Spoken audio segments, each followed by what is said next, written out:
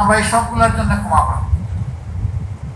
আমরা সচেতন পাঠক মহল এবং শহীদ পরিবারের সম্মানিত সদস্যবৃন্দের কাছে বিনয়ী অনুরোধ জানাবো, যাদের নামটা এখন পর্যন্ত আসেনি তারা আমাদেরকে তথ্য দিয়ে সহযোগিতা করবেন।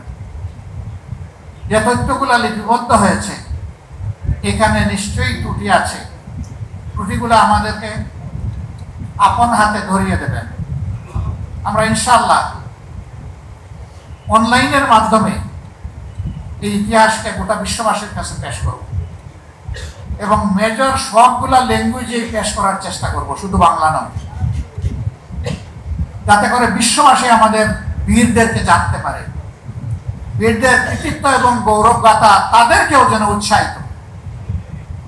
আবু সাইদের শাহাদত ছিল এই আন্দোলনের একটা বিশাল টার্নিং পয়েন্ট। একটা নিবৃত পল্লীর ছেলে, গরিব পরিবারের সন্তান, তার পরিবারে তার মতো শিক্ষিত আশেপাশে, এই তার শিক্ষার আশেপাশে আরেকজন সদস্য নাই।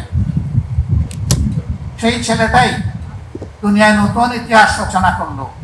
খোলা বন্দুকের সামনে ডানা মেলে বুক চিতিয়ে বলেছিল, বুকের ভিতরে তুমুল ঝড়, বুক পেতেছি গুরুতর।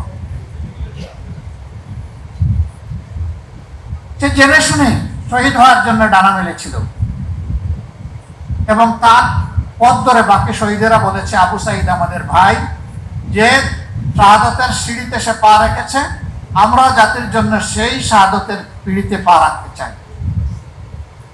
এটাই হয়েছে। উত্তরার একটা ঘটনা আমি কোনোভাবে বলতে পারি না। 7-8 বছরের একটা শিশু হাতের মধ্যে ইটের টুকরো নিয়ে নেমেছে, তেড়ে যাচ্ছে পুলিশের দিকে।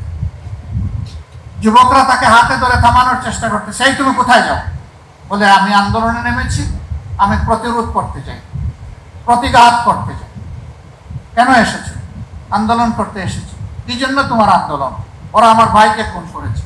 এ তোমার ভাই? আবু সাইদ আমার ভাই। তোমার বাড়ি রংপুর? না, আমার বাড়ি ঢাকা। তাহলে আবু সাইদ তোমার ভাই হয় কিভাবে? যে জাতির জন্য জীবন দিয়েছে সে আমার ভাই হবে না তো ভাই হবে কি? তারা বলেছে, বাবা তোমার আন্দোলন হয়ে গেছে, তুমি যাও, আমরা আছি। ঝাঁকি মেরে ছেলেটা বলল, ছাড়েন আমার হাত, আপনার আন্দোলন আপনি করেন, আমার আন্দোলন আমাকে করতে দেন। আবার এই যুবক বন্ধুরা বলেছে, যদি গুলি এসে অফুড় অফুড় করে দেয়, যে আমি শহীদ হয়ে যাব, তোমার মা বাবা কাঁদবে না? বলে, না, কাঁদবে না।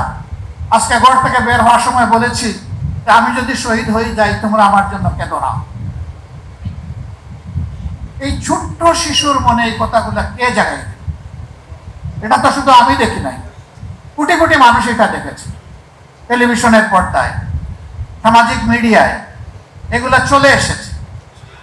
সম্মানিত বন্ধুগণ, এটা প্রমাণ করে জাতি কতটা নির্যাতিত ছিল, মজলুম ছিল।